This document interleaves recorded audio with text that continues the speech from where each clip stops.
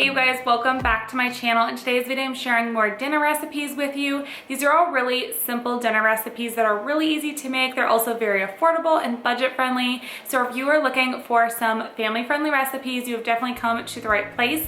And let's go ahead and get started. For this first dinner, I am making some pan-fried pork chops. These turned out absolutely delicious. I'm just starting off by heating up my oil. So this is about 2 tablespoons of olive oil, just heating that up.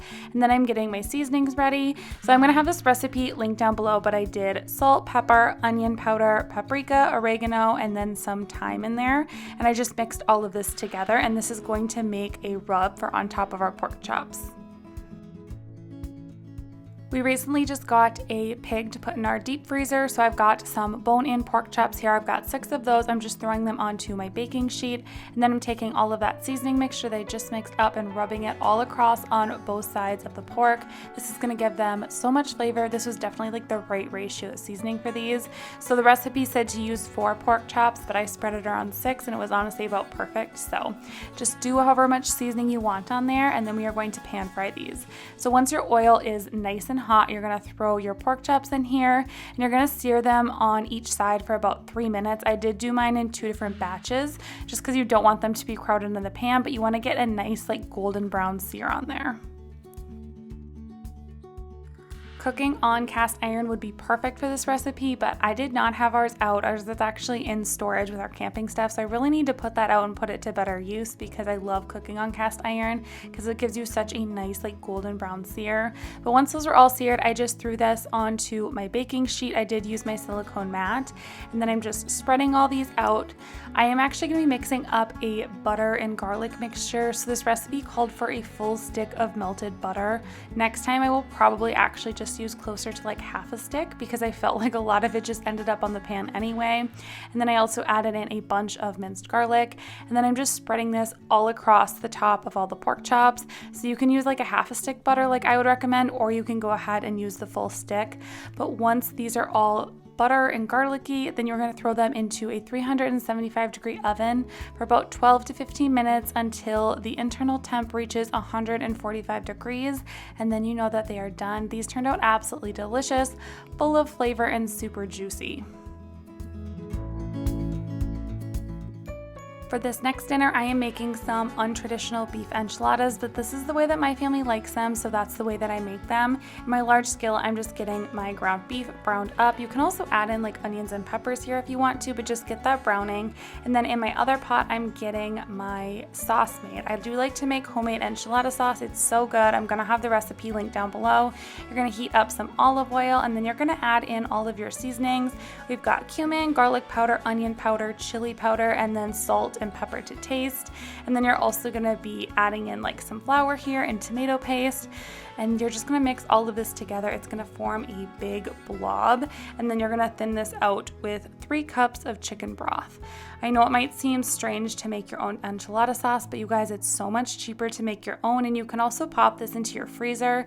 This will usually last a couple different recipes. So once all of the flour is thickened and everything, you're going to take that chicken broth or vegetable broth and just thin all of this out. And you're going to add salt and pepper to taste, and that's really it for the enchilada sauce. It doesn't take very long to come together, and it definitely tastes better than the canned stuff and way cheaper too. I forgot to film this next step, but I just added in 2 tablespoons of my favorite taco seasoning. I like to make the homemade kind. And then I'm also adding in a couple cups of Spanish rice. You can also use white rice or jasmine rice, brown rice. It really is just preference on if you want like the Spanish rice flavor in there, but then just let that heat up together. And then we're just gonna assemble these enchiladas. So I add that rice and meat mixture in there, and then you're gonna top it with just a drizzle of enchilada sauce. I do not put very much in there because my family does not like soggy enchiladas. They like them really firm. And yes, I do know that rice is not traditionally put in an enchilada, but this is just the way that my family loves them. They're definitely more of like a untraditional version of enchiladas, but this is the only way that I will actually get my husband to eat enchiladas, and he loves when I make them this way.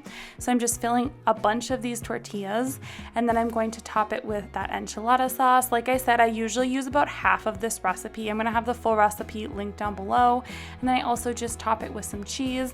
I pulled this out of the freezer, and I'm just gonna throw these into a 375-degree oven for like probably about 20 minutes just until that cheese is melted, everything is completely heated through. You guys, these enchiladas are so good, definitely a favorite for our family and very quick and easy to make as well.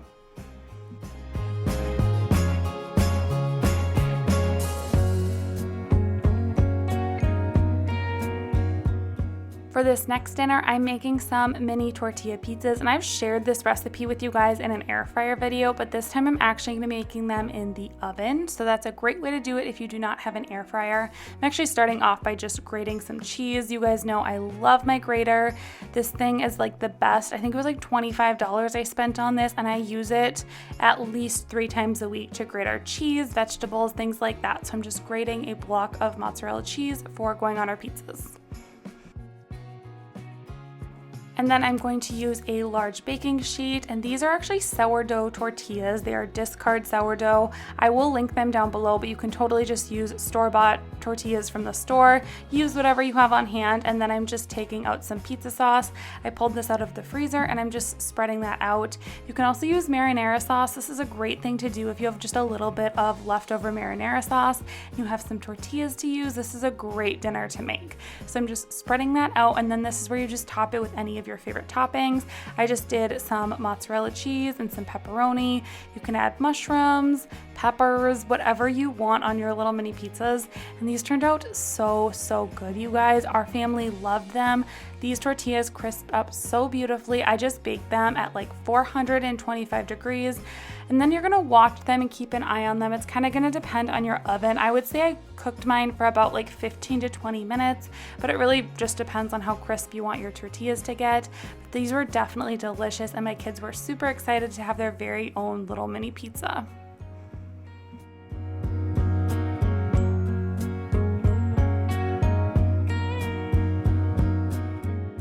For this next dinner, I am making some taco quinoa bowls, and this is really just like a taco salad, but we're gonna add some quinoa in there to kind of bulk up the meat. This will stretch the meal, make it a little bit cheaper because we all know meat is pretty expensive right now. So I'm just starting off with some ground beef. I'm also adding in some onion, and then you can add in peppers if you want to. I had just a couple little peppers in my fridge, so I just tossed those in there, and then I'm just browning all of this together. Into my other pot here, I'm adding in 2 cups of water. This is where I'm going to cook my quinoa. So I'm bringing that to a boil, and then I'm adding in my 1 cup of quinoa. 1 cup of quinoa makes 2 cups of actual like cooked quinoa. So I'm going to add in a little bit of chicken bouillon, turn this down to low, and cook it until everything is nice and puffy. I think it takes about 12 minutes, but just cook it according to your directions on your package. And then back over to our ground beef, I just added in a big scoop of minced garlic, and then I'm adding in probably like half a cup of some salsa, along with 2 tablespoons of taco seasoning, and just mixing all of that together. You can add in a little bit of water if you want to, just to kind of like thin it out a little bit. And then you're gonna add in your quinoa once it's all cooked and ready to go. Dump it in, mix it all together. This just really bulks up your meat, makes it go farther, and it tastes really good. All of that taco seasoning gets on the quinoa. Super delicious, and quinoa is full of protein, so it's gonna fill you up really well too. And now we are just going to assemble the salad. You could also just serve this as normal tacos if you wanted to, but I like to do some lettuce in there, top it with that quinoa and beef mixture, some cheese, peppers. You can do avocado, and then for dressing, I always like to do some salsa and sour cream. You can add some crushed tortillas on there, which is really delicious, or crushed taco shells. Really just like whatever you like on your taco salad, go ahead and add that here, and you guys are going to love this. We have been making this one for years, and it's just a really great way to bulk up your normal beef taco meat. For this next dinner, I am making some Italian dunkers, and that might be something that you guys have never heard of before, but it's something that I used to eat in school growing up. So again, I'm just starting off with some ground beef, getting that browned. You can add in some peppers or onions, really whatever you want to add. I chose to add in some onions, and then I just did a little bit of salt and pepper to taste and got all of this browning together. So Italian dunkers is basically where you take breadsticks and you dip it into a meat sauce, just like a red meat and beef sauce. So that's what we're making here is the sauce. So brown all of that beef together, and then I'm throwing in some breadsticks. I'm actually going to be sharing this recipe in next week's video, so make sure you're subscribed for that. But now into that ground beef, I'm just adding in 1 tablespoon of garlic, which I always like to keep mine in the freezer. If you have not seen my reel on that, head over to my Instagram. I will have that link down below. And then I'm going to add in 1 can of these petite diced Italian style tomatoes, one of my favorites. I had some leftover pizza sauce. And then you can add in whatever marinara sauce you want. Now here I really do not have exact measurements. You can make this meat sauce a little bit more meaty if you want and really thick, or you can really thin it out with a lot more sauce. So that's just personal preference how much you actually want to add. But then I just season this really heavily with salt, pepper, basil, oregano, Italian seasoning, and then you're going to want to add in a little bit of sugar to kind of cut the acidity from all of the tomato products, and then just let this simmer for like 20 minutes while your breadsticks are baking. Like I said, I will be sharing this full breadstick recipe in next week's video, so you guys can stay tuned for that. But once these came out of the oven, I just brushed them with butter, and then you're gonna wanna add on garlic salt. I really like the Lowry's brand one. Kind of makes them taste like Olive Garden breadsticks, but they are super delicious and full of flavor. So these breadsticks are just gonna get dunked right into that meat sauce. It's really yummy, a great way to use up any red sauce that you have left over in your fridge. It can be pizza sauce, marinara sauce, just use whatever you have on hand to help you stick to a budget, and this was such a delicious dinner. Alright you guys, that is going to wrap up today's video. I really hope that you enjoyed all of these dinner recipes. If you did, make sure to give this video a thumbs up. Hit that subscribe button if you want to see more videos just like this. Check out my playlist in the description box, and I will see you all in my next video. Thanks so much for watching. Bye.